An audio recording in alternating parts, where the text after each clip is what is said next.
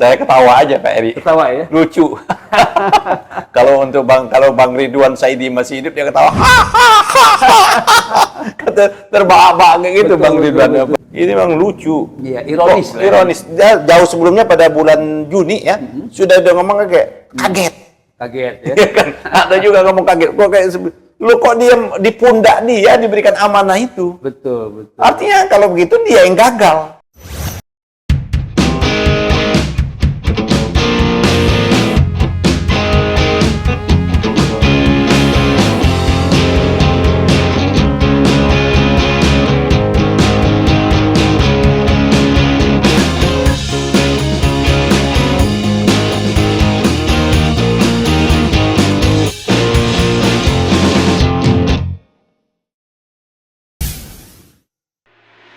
Bismillahirrahmanirrahim. Assalamualaikum warahmatullahi wabarakatuh. Pemirsa TV Maksumi dan Ahmad Yani Channel, kita jumpa lagi. Tidak bosan-bosannya kita terus menayangkan dialog diskusi yang sangat menarik topiknya, dan tentunya kita berharap seluruh Indonesia dari Sabang sampai Merauke dan juga teman-teman kita para diaspora menyaksikan acara ini.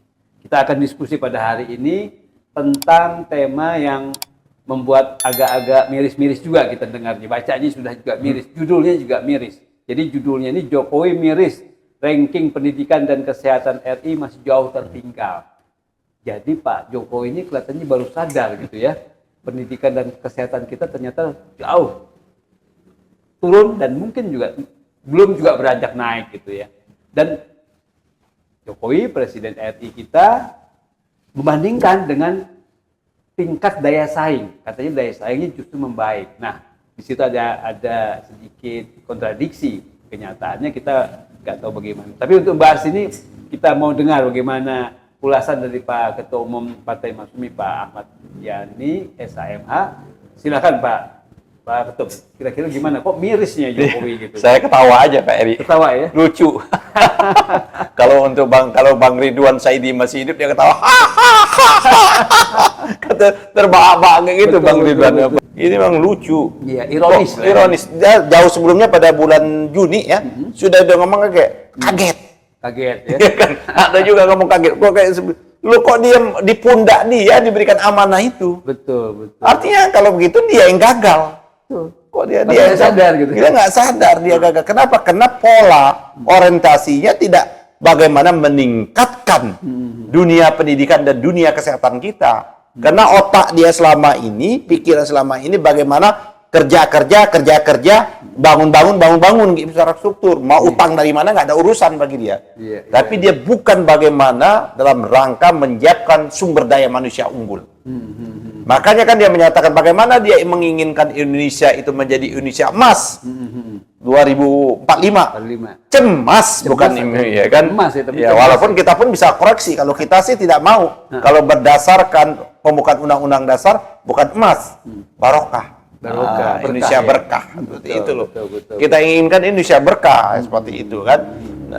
Jadi saya kira memang menjadi persoalan. Dia kemana saja? Kemana aja lu selama ini? Kemana aja lu kok baru sadar? Betul. Jangan-jangan mimpi nih. Jangan-jangan mimpi jadi presiden. Aduh, ini menjadi persoalan. Orang sudah teriak jauh-jauh bagaimana guru honor. Teriak-teriak dia seperti itu. Udah berapa kali demo mereka itu seperti itu. Perguruan tinggi orang udah teriak UKT mahal. Betul. Teriak bagaimana mau melahirkan dokter yang unggul. Bayar untuk masuk fakultas kedokteran 400, 500, 1 miliar paling murah seperti itu. Ini kan realitas yang ada. Yang selama ini apa dia nggak tahu seperti itu. Padahal mereka Pak Jokowi juga rasanya punya konsep revolusi mental. Nah, itu revolusi mental, bukan mental. Revolusi mental jadi mental. Ya bagaimana dia menempatkan orang nggak ahli kepada pucuk departemen itu? Bagaimana Menteri Kesehatan yang diangkat bukan berlatar belakang kesehatan? Ini nggak pernah ada dalam sejarah Republik ini. Betul. Bagaimana Menteri Pendidikan orang nggak mengerti roadmap pendidikan yang sesungguhnya? Seperti jadi guru loh. Guru. Jadi kacau balau memang. Ini udah kekacau balauan terjadi di mana-mana Pak Eri. Bagaimana seharusnya yang menjadi Menteri Pendidikan itu memang orang yang bergelut dalam dunia pendidikan, turun menepisi dan mikirannya itu luar biasa. Pak zamannya Pak Harto luar biasa, kita punya menteri-menteri Diknas itu kan. Betul. Bahkan dirjen-dirjennya aja luar biasa. Kita punya orang-orang yang hebat di perguruan tinggi, ya kan? Luar biasa. Sekarang mana diambil? Nabil. Ya bukan kita menghina ya. Iya. Dia nggak ngerti Bukan ada kompetensinya, ya. kompetensinya seperti itu. Terus kesehatan siapa namanya Menteri Kesehatan sekarang? Budi Sadikin, orang perbankan. Betul. Ya kan? Ini jadi kekacauan. Akhirnya itulah cara berpikir dia. Kenapa tuh berpikirnya untung rugi. Mulailah aneh-aneh. Dokter impor lah dan macam-macam. Bahkan kan nyaris korban itu dekan Fakultas Kedokteran Unair. Iya. Ya, untung ada gerakan dosen itu akhirnya sadar rektornya kan ya, jadi memecat seperti itu Pak Eri. Jadi menurut saya inilah kalau pemimpin kita ini tidak kompatibel. Tidak kompeten. Inilah kesalahan kita ini memilih pemimpin itu karena hanya berdasarkan popularitas. Ya kan ini dibentuk berdasarkan popularitas, dibentuk berdasarkan ini yang disebut postru itu kan. Ya pencitraan, popularitas mungkin lain sebagainya yang tidak melahirkan pemimpin-pemimpin yang genuine. Dan era itu sudah berakhir. Tapi agak tinggal 2 bulan lagi. Tinggal saya kira menurut pidatonya Pak Prabowo ya kan era itu akan ditinggal.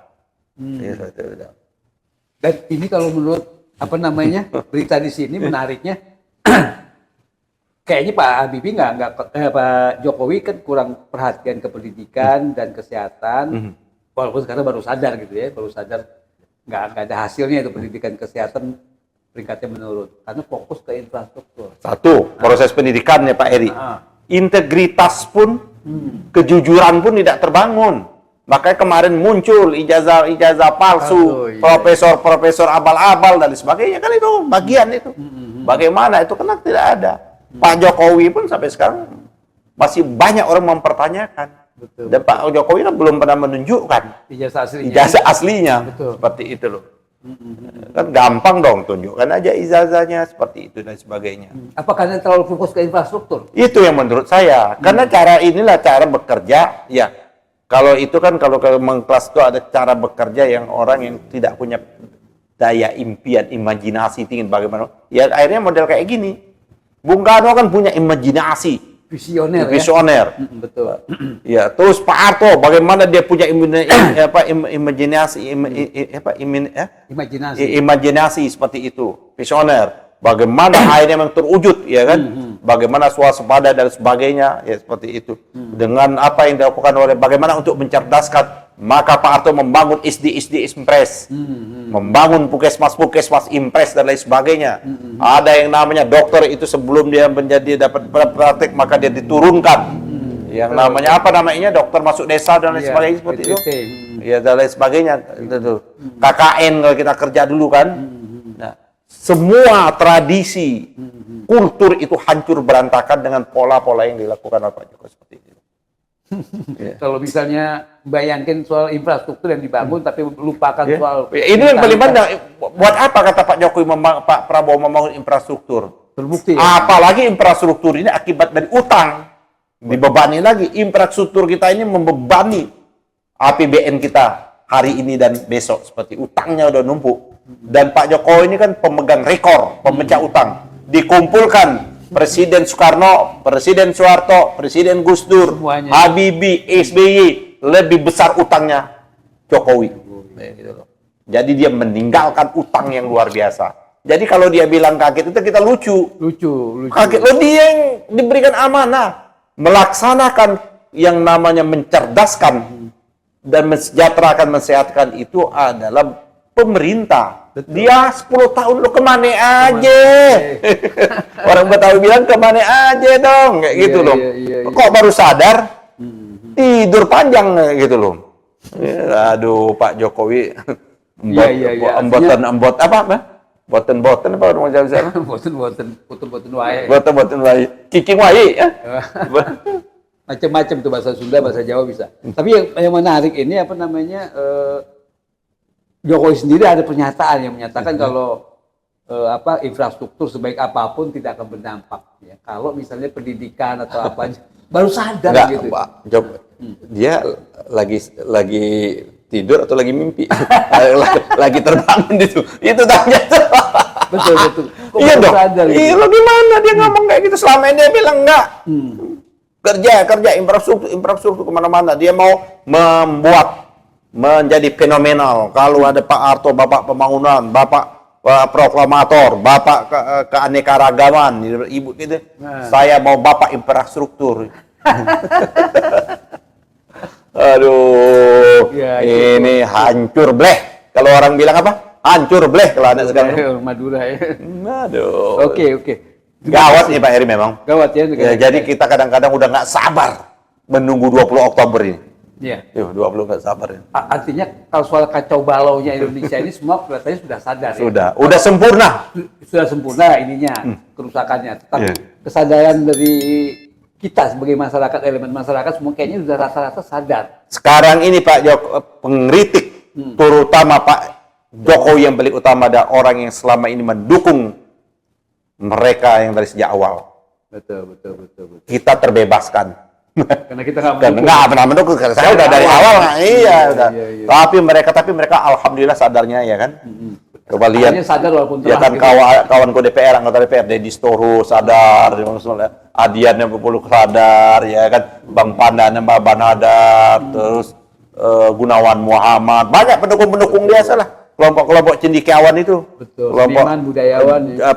Juanda forum Juanda banyak seniman. Termasuk buzzer-buzzernya. Banyak mana sekarang ini kan Dalam. dia memina ini namanya yaitu membuat yang buzzer untuk membuat opini seolah-olah hebat. Inilah buatlah juga lembaga survei bagaimana tingkat kepuasan. Nanti ini berbalik setelah Pak Jokowi nanti terperangah mereka. Ya, mereka tingkat kepuasannya sekian nggak ada. Bagaimana semuanya rusak di mana-mana. Betul. Gitu loh. Oke, terima kasih Pak Ketum. Jadi pemirsa TV Masumi kita ya berharap dengan pernyataan Jokowi. Ya, kita berharap ada pembelajaran. Pembelajaran. Ke depan perlu diminta pertanggungjawaban kayak presiden-presiden Korea yang diadili ya macam-macam. Itu yang perlu kita sampaikan itu. Ya. Ke situ memang arahnya. Jadi memang pembelajaran sekaligus juga pertanggungjawaban gitu. Ya. Jadi jangan sampai istilahnya apa-apa yang sudah dilakukan oleh Presiden Jokowi selama 10 tahun ini ya ternyata memang bukan hanya kontradiksi gitu, tapi juga membuat kita ketawa. Jadi Pak Ketum awal-awal memberikan ulasan ketawa dulu gitu, kadang-kadang lucu. Ini saya bacakan pernyataannya Pak Jokowi ini. Infrastruktur sebaik apapun kalau SDM-nya tidak baik, ya jadi jelek. Artinya ya nggak sadar gitu dari awal memang harusnya SDM kita yang harus kita benahi. Revolusi mental yang ada konsepnya katanya bagus, saya juga nggak tahu, tapi ternyata nggak dijalankan, tidak diberlakukan, tidak dipraktekkan, tidak dioperasionalisasikan. Buktinya pendidikan dan kesehatan kita drop peringkatnya. Demikian pemirsa TV Masumi, kita berharap sekali untuk terus menyaksikan acara kita dengan like, subscribe, dan share dan komen, dan tentunya terus ya menyaksikan acara-acara besok-besok. Tentunya akan terus ada taping kita terkait dengan berbagai topik yang tentunya pasti bagus dan menarik. Terima kasih. Billahi taufiq wal hidayah. Wassalamualaikum warahmatullahi wabarakatuh. Waalaikumsalam warahmatullahi wabarakatuh.